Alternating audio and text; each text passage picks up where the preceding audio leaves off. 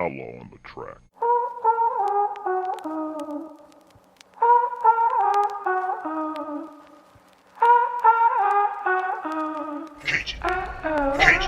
Kajun Outlaw.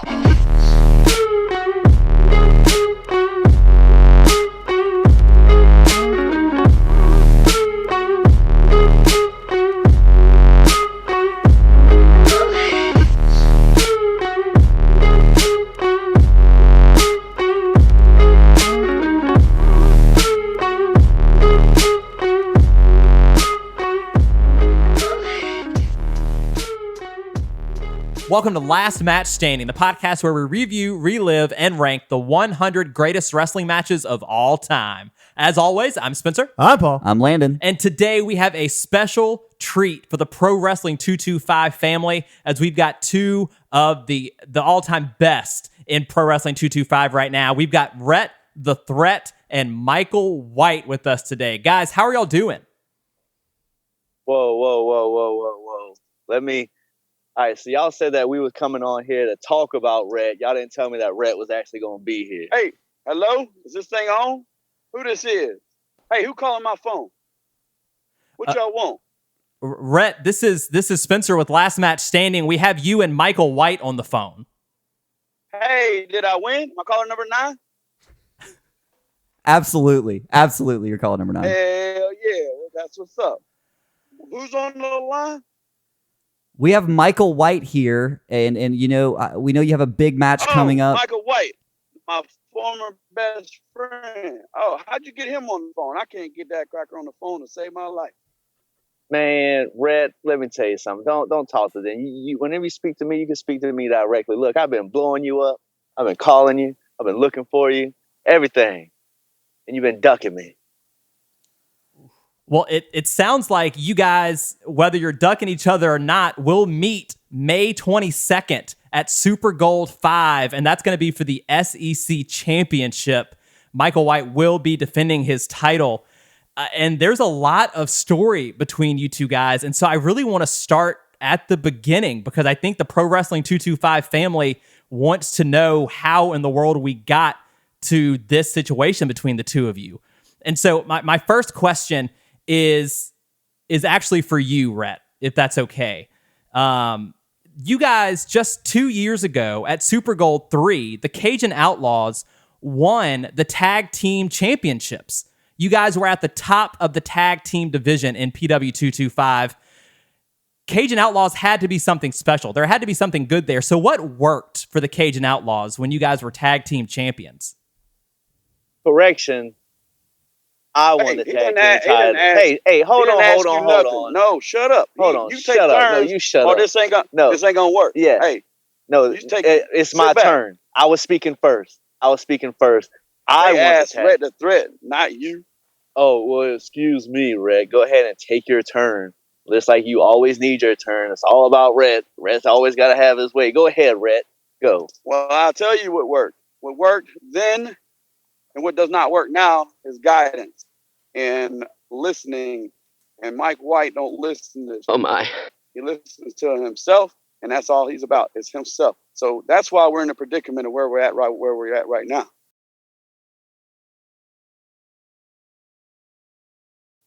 Rhett, thank you so much. I completely understand that.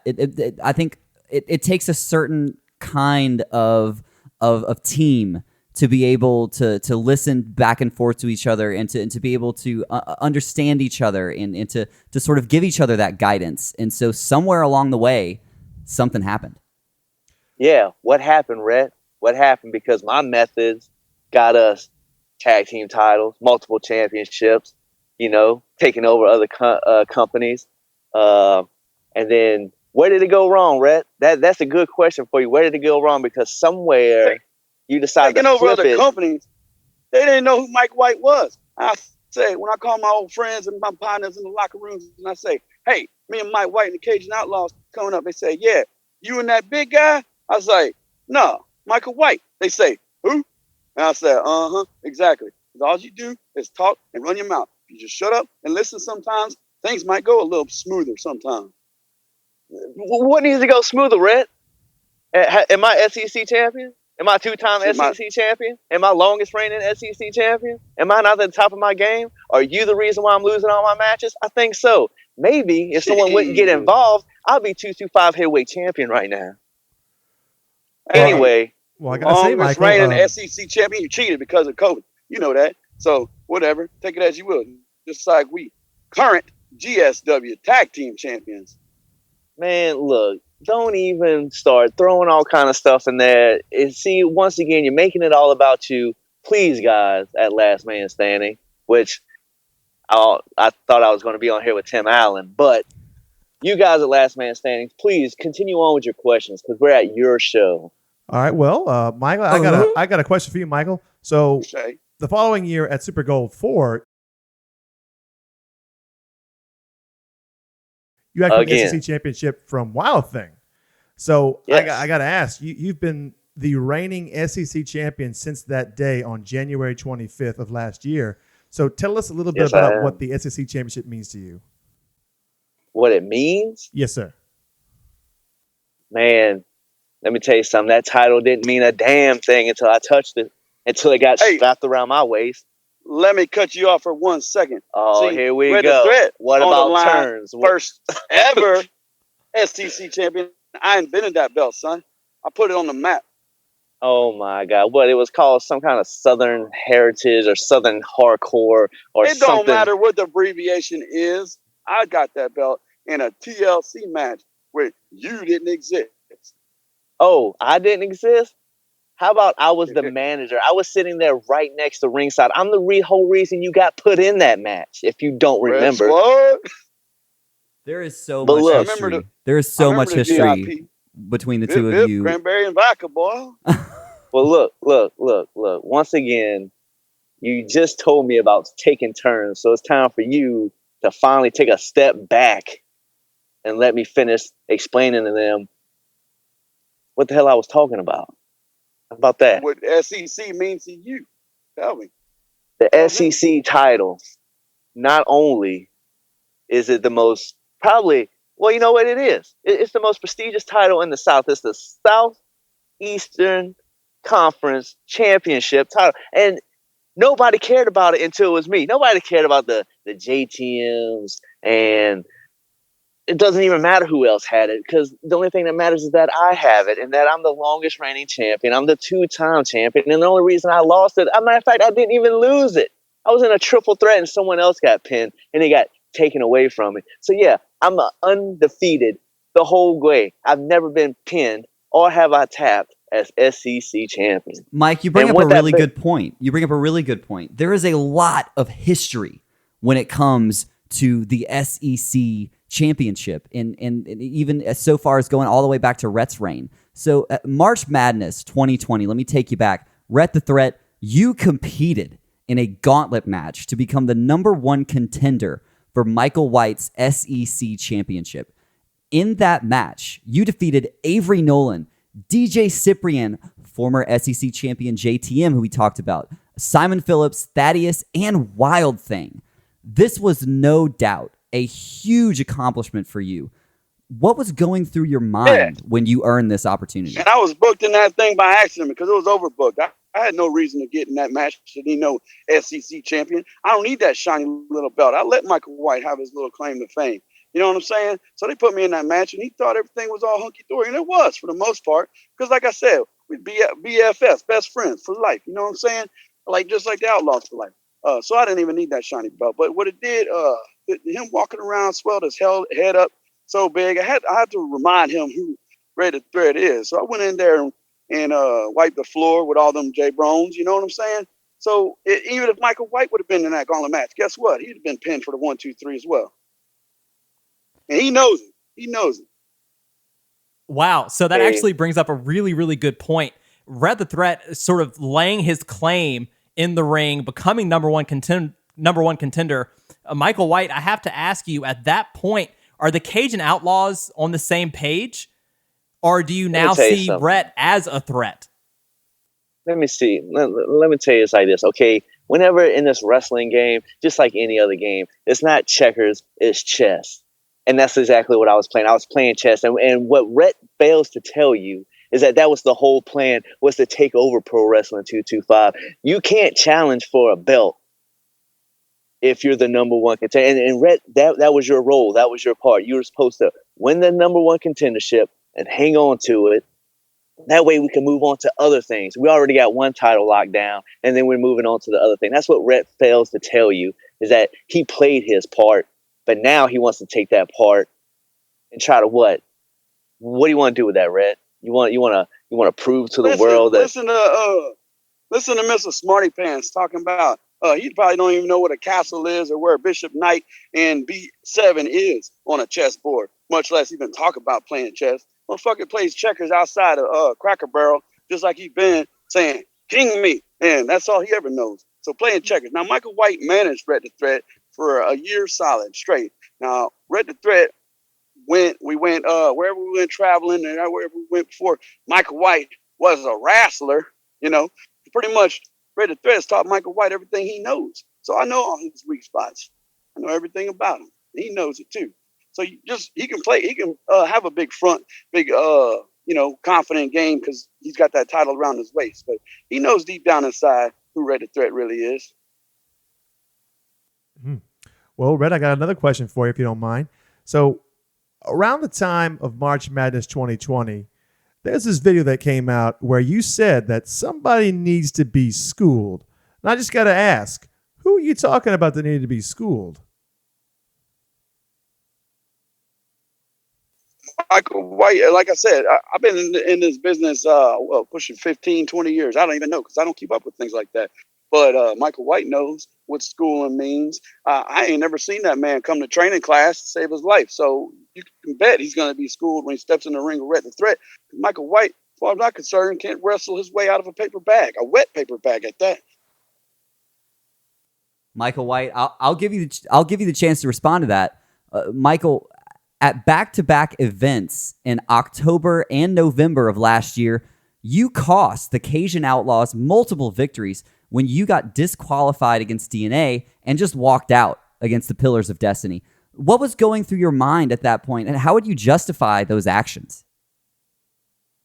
Just let me explain to you what was going on. See, Rhett was on this crusade of, oh, I can do this. I can make all this happen. I don't need to go underhanded, and I don't need to do all this other stuff. But let me tell you what happened. Okay, whenever it came to the Pillars, yes, there was some friction right there because he says, oh, you don't need to do it this way. Because he doesn't stick to the formula, and the formula works. And he didn't want to stick to the formula that night. So whenever he told me, I got this, I can do this, we don't need to do all this. Well, you know what, Rhett?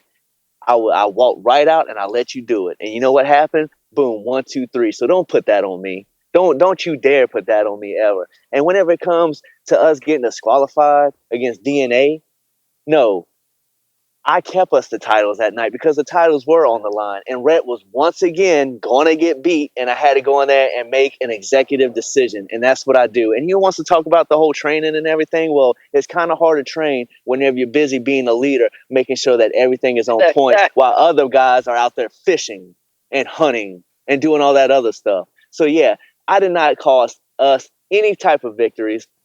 I kept us the tag team titles that night, and I let Rhett do what he does and make an ass out of himself.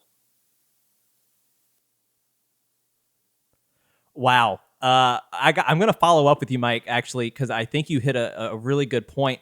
Because after that, in December, you had an interview with CJ Goodspeed, and you said that all things were good with the Cajun Outlaws. It doesn't sound like they were. Are things still good with you guys? Because through this interview, it doesn't feel that way at all. How do things stand right now with Michael White and Rhett the Threat? Oh man, there you are just like the other thousands of messages I get and the thousands of people I talk to.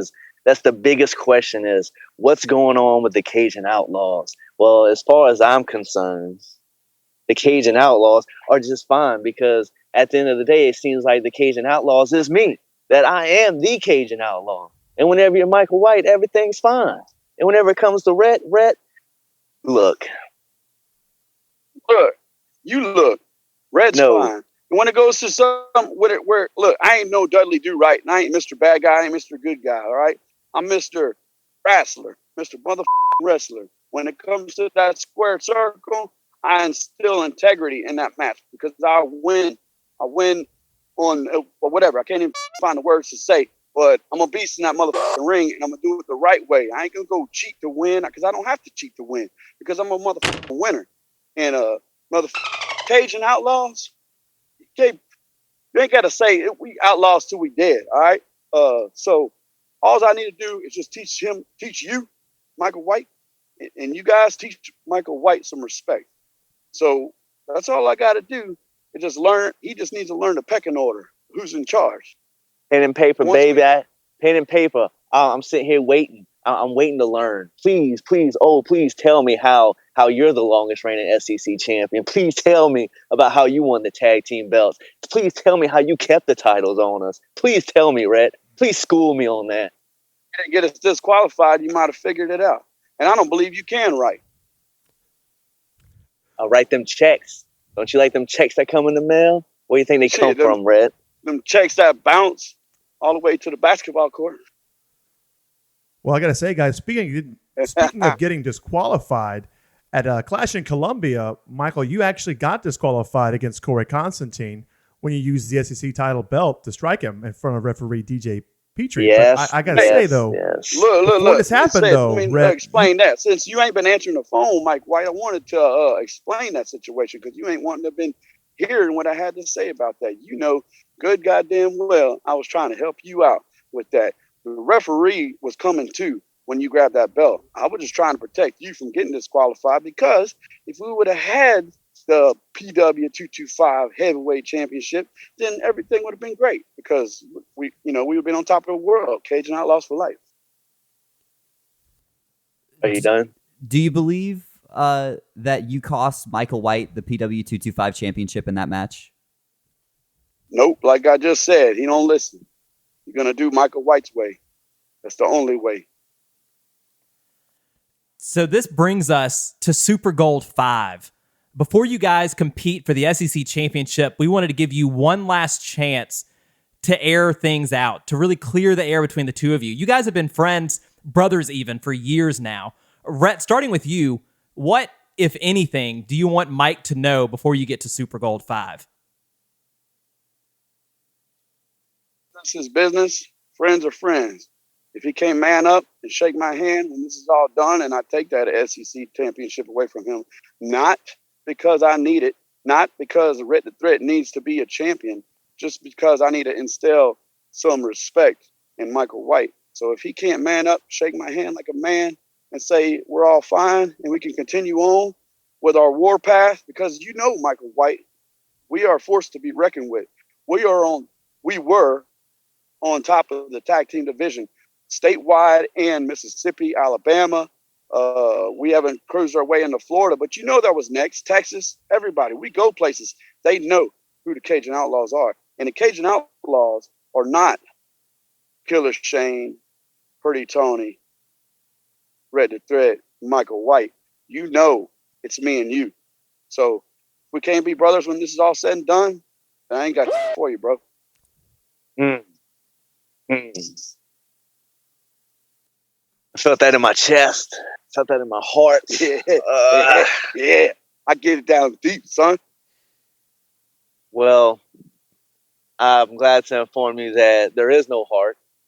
So, Rhett, my response to you is, man, you've seen what I did to my enemies. You've seen everything that I've accomplished, and you know, and you talk about the things that I know, but you know yourself.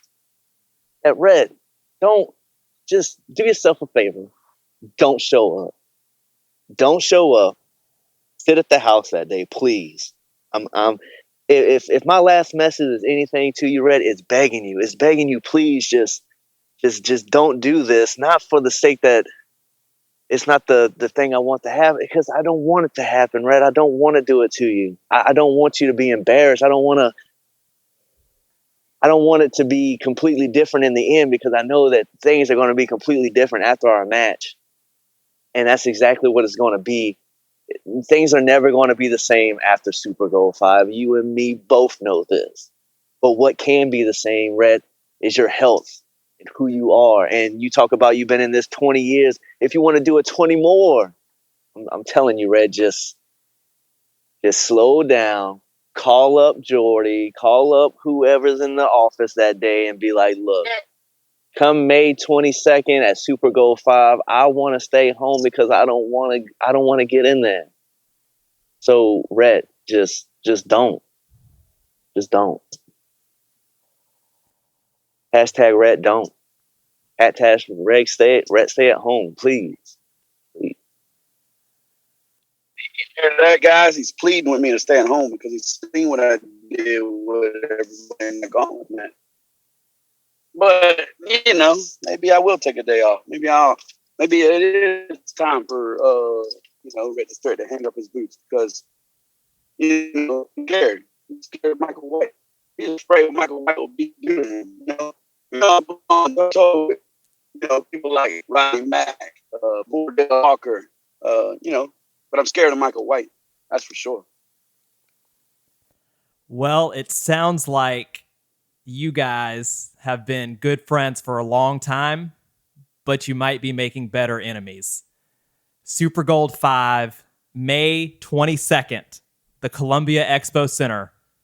You both will clash for the SEC championship, and we can't wait to be there. I know the Pro Wrestling 225 family that's the most anticipated match that everyone's looking forward to. I want to thank both of you for coming on and talking with us and talking with each other. It sounds like you guys have a lot to figure out and a lot to prepare for before Super Gold 5, and I appreciate the time. Oh yeah. It's definitely going to be there, and Super Gold 5 is going to be one of the most spectacular things. Let's not forget that Mike White is undefeated at Super Gold. Undefeated, baby. Let's not forget, Mike White has never faced Red the Threat. Tit for tat, huh? Just tit for tat with you. First time ever, Wow. and I, for one, cannot wait for this unbelievable matchup. Pro Wrestling 225 family, we'll see you there. Until then, I'm Spencer. I'm Paul. And I'm Landon. And this was Last Last Match Match Standing.